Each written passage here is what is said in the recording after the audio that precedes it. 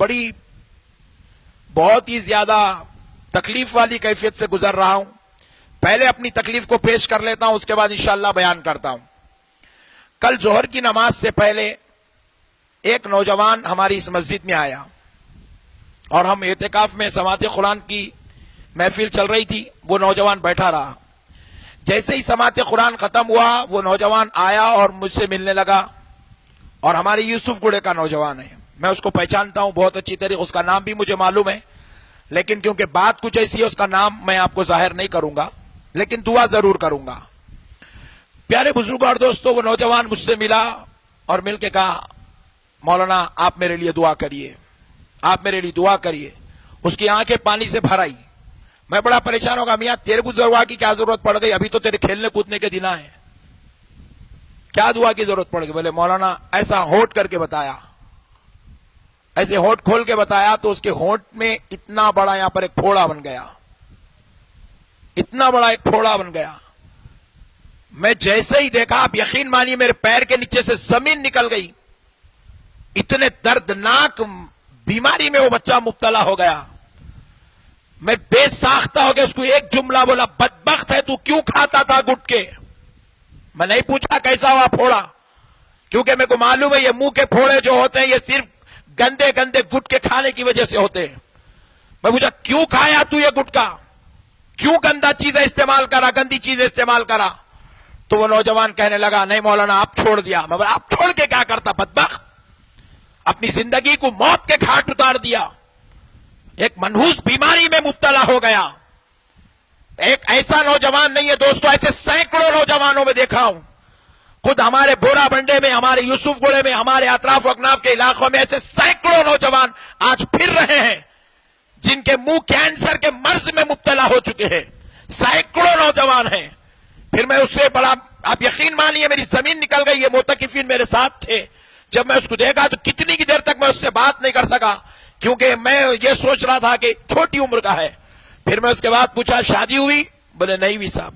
کیا عمر ہے تمہاری؟ بولے 24 سال کا ہے.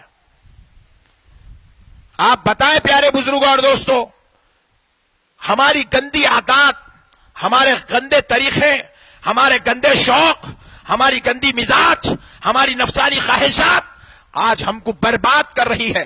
ہم تباہ ہو رہے ہیں. ارے وقت سے پہلے ابھی شادیاں نہیں ہوئے مگر موت دروازے پر کھڑی ہوئی نظر آ رہی ہے. کئی ایسے لوگ مر چکے ہیں. میں آپ کو ایک ریئل واقعہ آپ کے سامنے پیش کروں کہ پیارے دوستو, آج سے چند سال پہلے, چند مہینے پہلے کی بات ہے. میرے ایک عزیز دوست یہیں بالکل قریب کے علاقے میں رہتے ہیں, مجھ سے ملنے جھلنے والے, تعلق رکھنے والے, محبت کرنے والے, ادب و احترام کرنے والے. میں نے عقیدت و محبت میں ان سے کال کیا کہ بھئی کئی دن ہو گئے ان سے بات نہیں ہوئی, کال کر لیتے ہیں. کال کیا, جیسے کال کیا وہ بیچارے میرا کال ریسیو کیے, اور یقین مانیے آپ, میں نے ان سے سلام کر کے خیریت پوچھی تو بولے مولانا خیریت کہاں لگا ہے, میں تو بہت پریشان ہوں. پوچھا کیا ہوا؟ تو بولا مولانا فی الوقت میں بنگلور میں ہوں. بولا بھائی وہاں کیوں گئے آپ؟ بولے کہ یہاں پر ایک کینسر کا ایک بہترین ہاسپٹل ہے, بہت ہی اعلیٰ اور عمدہ ہاسپٹل ہے, اس میں میں یہاں پر آیا ہوا ہوں. میں بولا کیا ہوا آپ کو؟ بولے مجھے کچھ نہیں ہوا. جو 2 سال پہلے میری بچی کا, 3 سال پہلے جو میری بچی کی شادی ہوئی تھی, نکاح ہوا تھا, اب اس بچی کے شوہر کو لے کر یہاں پر آیا ہوا ہوں. شوہر کو لے کر آؤں, اس کے میرے داماد کو لے کر آؤں. بولا کیا ہوا داماد صاحب کو؟ بولے مولانا وہ پہلے جو ہے اس کے منہ میں ایک چھوٹی سی پھنسی ہوئی, وہ پھنسی کا ہم نے علاج کرایا, وہ پھنسی اوپر سے کم ہو گئی مگر وہ زخم اندر پھلتا رہا, ایک بڑا پھوڑے کی شکل اختیار کر لیا. پھر ہم نے اس کا علاج کرایا, اوپر سے تو سو گیا مگر اندر وہ زخم پلتا رہا, پلتا رہا, پلتا رہا, یہاں تک کہ وہ سارا زخم اس کا جو ہے جسم میں سے پھیلتا ہوا ریڑھ کی ہڈی میں اتر گیا. اور پھر اس کے بعد جب اس کا ڈی این اے ٹیسٹ کروایا گیا تو پتا چلا کہ وہ کینسر ہے, اور اب اس کا کینسر کا مرض اس کی ریڑھ کی ہڈی تک پہنچ چکا ہے, اور ڈاکٹرز کہہ رہے ہیں کہ اب یہ علاج کے باہر ہو چکا ہے, یہ پورے اپنے جو اسٹیجز پار کر چکا ہے. اب بالکل اس سچویشن میں میرا داماد, کہ میں ڈاکٹر سے یہ کہا کہ اگر اس کے علاج کے لیے 1 کروڑ روپیہ بھی لگتا ہے میں لگانے کو تیار ہوں, آپ اس کا علاج کریں. لیکن ڈاکٹرز کہہ رہے ہیں 1 کروڑ نہیں, آپ 4 کروڑ بھی لگائے تو اس کا علاج نہیں ہو سکتا, کیونکہ یہ کینسر بالکل نازک مقامات تک پہنچ چکا ہے. وہاں علاج کرنا ناممکن ہے. ریڑھ کی ہڈی میں جب وہ پہنچ جاتا ہے علاج ناممکن ہے.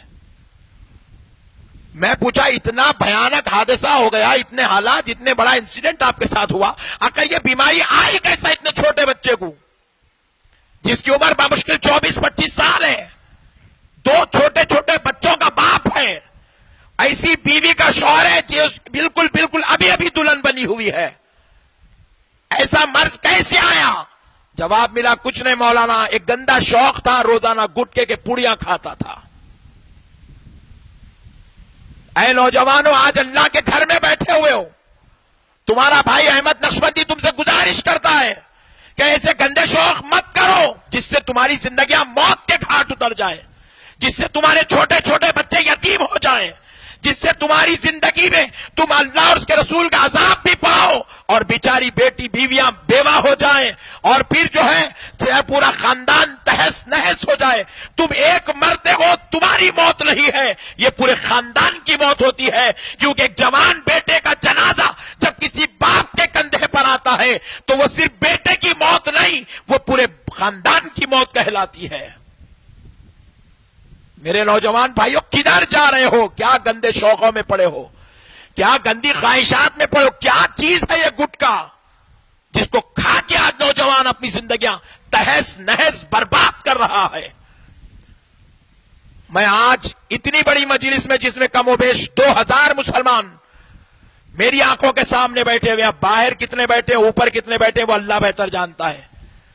اتنی بڑی مجلس سے, شب قدر جیسی مقدس رات سے, اللہ رب العزت کے گھر میں بیٹھ کر میں حکومت وقت محترم KCR صاحب سے یہ درخواست کروں گا کہ اگر آپ واقع مائنارٹیز کا اگر آپ بھلا چاہتے ہیں, واقع اگر آپ مائنارٹیز کو خوش کرنا چاہتے ہیں, واقع اگر آپ نے جو 50,000 روپیہ بچیوں کی شادی کے لیے اعلان کیا ہے, آپ چاہتے ہیں کہ وہ بچی زیادہ دن تک سہاگن بنی رہے, آپ نے جن بچوں کے لیے اسکولز قائم کیے مائنارٹی کے, آپ چاہتے ہیں کہ ان بچوں کا باپ زندہ رہے, تو اللہ کے واسطے آپ ایک کام کریے کہ یہ جتنے بدبخت لوگ گٹکے کی کمپنیاں کھول کر گٹکے بیچتے ہیں, اللہ کے واسطے یہ گٹکوں کی کمپنیوں کو بند کروا دیجئے, یہ گٹکوں کی کمپنی کو بند کروائیے. میں نے معلوم کیا ہے کتنی کمپنیاں ہیں, پتا چلا حیدرآباد کی جو سب سے بڑی کمپنی ہے, افسوس اس بات کا ہے, وہ ہمارے مسلمان بھائی کی کمپنی ہے, وہ فیکٹری ہمارے مسلمان بھائی کی ہے. ارے ایک آدمی ایک فیکٹری کھولا تو ہو سکتا اس کی کمائی سے 200 لوگ کھاتے پیتے ہوں گے, خاندان کے 200 لوگ پلتے ہوں گے, مگر 200 لوگوں کی خوشی کے خاطر 2 کروڑ مسلمانوں کو موت کی گھاٹ اتار دینا, یہ کون سی عقل مندی ہے؟ یہ کون سی عقل مندی ہے؟ میں حکومت وقت سے درخواست کرتا ہوں, اللہ اور اس کے رسول کا واسطہ, اگر آپ قوم کا بھلا چاہتے ہیں تو یہ گٹکوں کے کمپنیوں کو بند کروا دیجئے, بند کروا دیجئے. اور یا جتنے بیٹھے ہیں, ہزاروں کی تعداد میں مسلمان بیٹھے ہیں, تمہارا بھائی احمد نقشبندی تم سے گزارش کرتا ہے, تم کو اللہ اور اس کے رسول کا واسطہ, اگر تمہاری پان کی دکان ہے تم پان بیچو, مگر گٹکا مت بیچو میرے بھائی, گٹکا مت بیچو. تم کہہ رہے ہوں گے کہ مولانا اگر میں نہیں بیچوں گا تو پھر میرا گھر کیسا چلے گا, میرے بیوی بچوں کا گزارا کیسے ہوگا؟ میں آپ سے ایک سوال کرتا ہوں, آپ اگر ایسا زہر بیچ کر اپنے بیوی اور بچوں کو کھلانا چاہتے ہیں تو میرے دوستو ذرا غور کرو, تمہاری دکان سے گٹکا خرید کے کھانے والا مسلمان کھا تو رہا ہے, مگر کھانے والے کا بچہ یتیم ہو رہا ہے, کھانے والے کی بیوی بیوہ ہو رہی ہے, کھانے والے کے ماں باپ مر رہے ہیں, تڑپ رہے ہیں, برباد ہو رہے ہیں, پورا معاشرہ تباہ ہو رہا ہے. میں تمام مسلمان بھائیوں سے اور تمام پان کا کاروبار کرنے والوں سے ہاتھ جوڑ کر درخواست کرتا ہوں, یہ گٹکے بیچنا بند کر دو. میرے جو مسلمان بھائی یہ کاروبار کر رہے ہیں, میں تم سے بھی گزارش کرتا ہوں, ادباً التماس کرتا ہوں, ریکویسٹ کرتا ہوں, اپنے بچوں کو کاروبار دینا ہے, اس کا فائدہ دینا ہے, اس کا پیسہ دینا ہے, کاروبار سے آنے والی خوشیاں دینی ہے, تو اللہ نے تمہیں دولت والا بنایا, کروڑوں کاروبار ہے ہندوستان میں, جو کرنا ہے کرو, مگر یہ گٹکے کا کاروبار کر کے امت کو برباد مت کرو. اگر اس کے بعد پھر بھی کوئی میری گزارش قبول نہیں کرتا ہے تو سن لے، بروز محشر آمنہ کا لال پکڑے گا.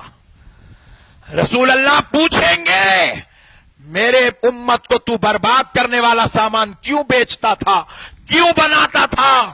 سوچو میرے بھائی، ہمارے پاس کیا سوال ہوگا، کیا جواب ہوگا، کیا صورت ہوگی، کیا صورت لے کر رسول اللہ کو منہ دکھائیں گے. اور اے نوجوانوں، جب رب ہم سے سوال کرے کہ بیچنے والا بدبخت تو بیچتا تھا مگر ظالم تو کیوں کھاتا تھا، اے نوجوانوں بتاؤ تم کیا جواب دو گے؟ کیا جواب دو گے؟ اللہ اور اس کے رسول کا واسطہ نوجوانوں جواب دو، کیا جواب دو گے؟ کوئی جواب ہمارے پاس نہیں ہے. دیکھو، خودکشی دو قسم کی ہوتی ہے. خودکشی ذرا زور سے بولیں. دو قسم کی. ایک خودکشی ہے ابھی جانا ٹینک مڑے میں کود کے مر جانا، ابھی جانا کھمبے پہ چڑھ کے کود کے مر جانا، ابھی جانا گھر میں پنکھے کو پھانسی لگا کے مر جانا. یہ ایک قسم کی خودکشی ہے. لیکن دوستو، اب دوسری خودکشی کیا ہے ذرا غور کر کے دیکھو. اب دوسری خودکشی ہے کہ اللہ رب العزت نے آپ کو اس شان کا مالک بنایا کہ آپ جوان ہیں. آپ سوچ رہے ہیں اب میں کی خودکشی کر رہا ہوں. دوسری خودکشی سنو دوستو. دوسری خودکشی ہے کہ کوئی ایسی چیز کا استعمال کرنا جو چیز ہم کو گھلا گھلا کر موت کے گھاٹ اتار دے. یہ کیا ہے؟ یہ جو شوق آج نوجوان گٹکے کا کر رہا ہے، یہ جو نوجوان آج شوق ڈرگس کا کر رہا ہے، یہ جو نوجوان آج شوق گانجے اور افیم کا کر رہا ہے، یہ جو نوجوان آج شوق کر رہا ہے شراب کا، یہ سگریٹ کا، یہ کیا ہے؟ یہ بھی ایک خودکشی ہے دوستو. آہستہ آہستہ آدمی گھلتا چلا جاتا ہے. سگریٹ پینے والا 15 to 20% گھلتا ہے. گانجا افیم لینے والا 40 to 50% گھل جاتا ہے. اور گٹکا لینے والا 80 to 90% گھل جاتا ہے. 80 to 90% گھل جاتا ہے. میں کئی ایسے نوجوانوں کو اپنی سر کی آنکھوں سے دیکھا ہوں گٹکا کھانے والے ایک بکیٹ پانی نہیں اٹھا سکتے. میرے بھائی، ایک بکیٹ پانی نہیں اٹھا سکتے اپنے ہاتھ سے. کئی گٹکا کھانے والوں کو اپنے آنکھوں سے دیکھا ہوں، نوالا لیتے منہ نہیں کھلتا، الو یوں کر کے ڈال رہا اندر، منہ نہیں کھل رہا اس کا. چیخ رہے اس کو بلا بولے تو بے ہوش ہو کے گر جا رہا چیخا. تو اتنا کمزور ہو رہا ہے اپنے آپ میں، اتنا کمزور. ہارٹ پیشنٹ اتنا کمزور نہیں ہوتا، یہ گٹکا کھانے والا جتنا کمزور ہو رہا ہے.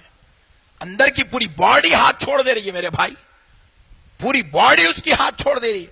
جیسے دیمک لکڑی کو کھا جاتی ہے، یہ گٹکا انسان کو ویسے کھا رہا ہے. اور یہ مقدس مہینہ ماہ رمضان اللہ نے مسلمان کو ہدایت بنا کر دیا ہے، رحمت بنا کر دیا ہے، فضل اور عطا کرم نوازش بنا کر دیا ہے. آج مقدس رات لیلۃ البرات میں بیٹھے ہو نوجوانوں، تمہارا بھائی تم سے گزارش کرتا ہے، اللہ اور اس کے رسول کا واسطہ، اللہ اور اس کے رسول کا واسطہ، تمہارا بھائی تم سے گزارش کر رہا ہے، واسطہ دے رہا ہے. آج قسم کھا کے اٹھو، کل سے تم گٹکے کو ہاتھ نہیں لگاؤ گے. بولو جی.